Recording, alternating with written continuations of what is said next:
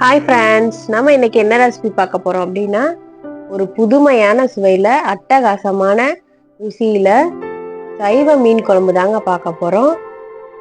இது மீன் குழம்பையே மிஞ்சுற அளவுக்கு ரொம்ப டேஸ்ட் அருமையா இருக்குங்க. வாழைக்காய இந்த மாதிரி நம்ம செதுக்கி ஒரு நடுப்புற ஒரு ஓட்டை போட்டு மீன் மாதிரியே கட் பண்ணி வச்சுக்கணுங்க. நல்லா வாஷ் பண்ணிட்டு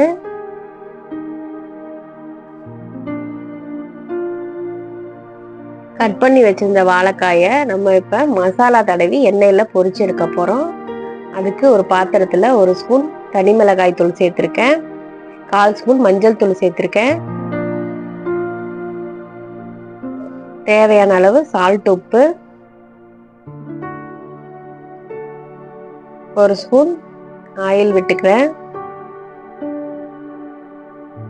எல்லாத்தையும் நம்ம ஒன்றா மிக்ஸ் பண்ணிட்டு ஒன்று சேர்த்து மிக்ஸ் பண்ணிட்டு இது கூட தனியாத்தூள் கொஞ்சம் சேர்த்துக்கிறேன். ஒரு 1/4 ஸ்பூன் போதும். கொஞ்சம் தண்ணி தெளித்து கொஞ்சம் தாராளமாக ஒன்று சேர்த்து பிசைஞ்சு விட்டுக்கோங்க. எல்லாத்தையும் ஒன்று சேர்த்துட்டு இந்த வாழைக்காயை இப்போ ஒன்று ஒன்றா எடுத்து இதில் அந்த மசாலாவை தடவி அப்ளை பண்ணி எடுத்து வச்சிடலாம். எல்லா வாழைக்காயும் இந்த மாதிரி மசாலா தடவி எடுத்து வச்சுக்கோங்க.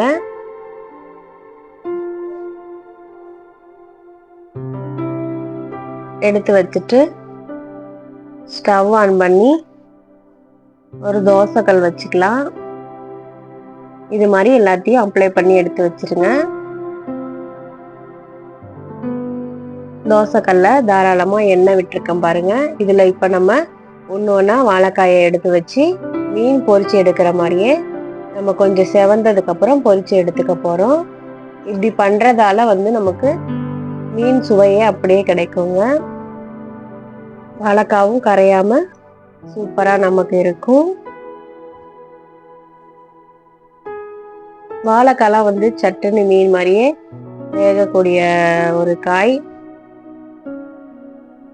அதனால இப்படி பொரிச்சிட்டு போட்டோம் அப்படின்னா சுவை உங்களுக்கு அதிகமாக கிடைக்கும், நல்லாயிருக்கும். இது மாதிரி 2 பக்கமும் பரட்டி விட்டு எண்ணெய் இல்லாமல் எடுத்து வச்சுக்கோங்க. இன்னைக்கு 3 வாழைக்காய் கட் பண்ணி வச்சிருந்தேன்.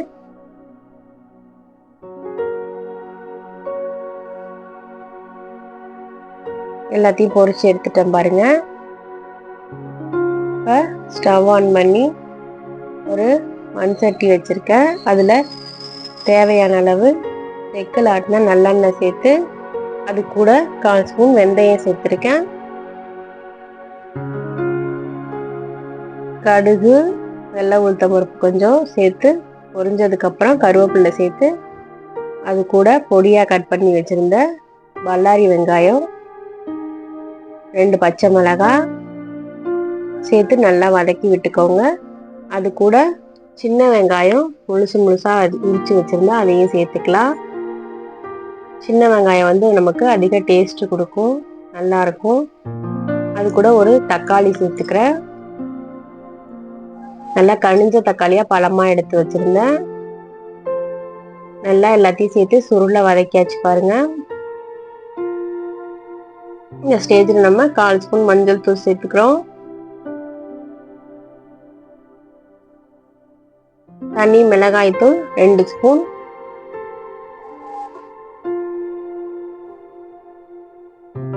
தனியாத்தூள்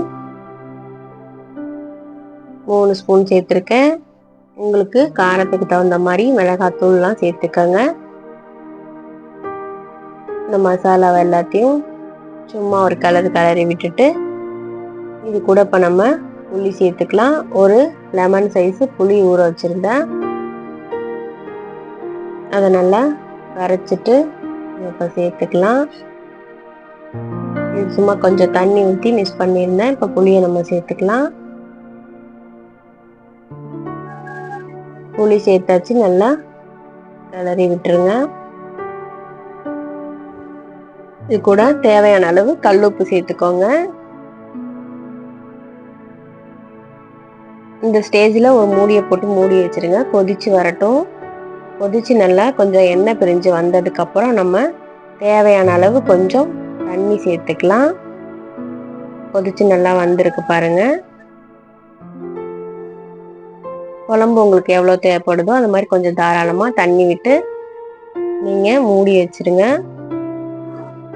அது நல்லா தாராளமாக கொதிச்சு வந்ததுக்கப்புறம் நம்ம வாழைக்காயை சேர்த்துக்கலாம். அவ்வளோதாங்க, வேற எதுவும் நம்ம சேர்க்க தேவையில்ல. இதில்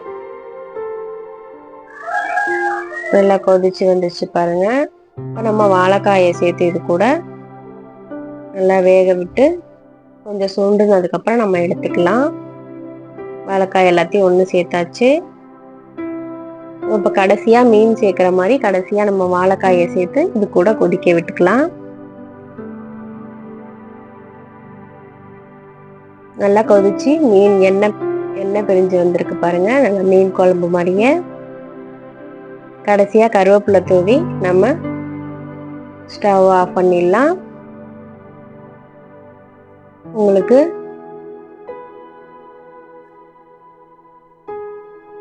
ஒரிஜினல் மீன் குழம்பு சுவையில் இருக்கோங்க. நீங்களும் வீட்டில் ட்ரை பண்ணி பாருங்கள். இந்த வீடியோ உங்களுக்கு பிடிச்சிருந்துச்சுன்னா லைக் பண்ணுங்கள், ஷேர் பண்ணுங்கள், கமெண்ட் பண்ணுங்கள், மறக்காமல் சப்ஸ்கிரைப் பண்ணுங்கள். நல்லா வாழைக்காய் வெந்துருச்சு பாருங்கள். அவ்வளோதான், ஒரு கொதியில் வாழைக்காய் வெந்து குழம்பு சுண்டிடும். நீங்கள் இனிமேல் சேவ் பண்ண ஆரம்பிச்சிடலாம். ஒரு பாத்திரத்தில் வேறு பாத்திரத்தில் மாற்றிட்டு நம்ம சாப்பிட்லாங்க. சூப்பரான சுவையில் இருக்கும். நீங்களும் வீட்டில் ட்ரை பண்ணி பாருங்கள்.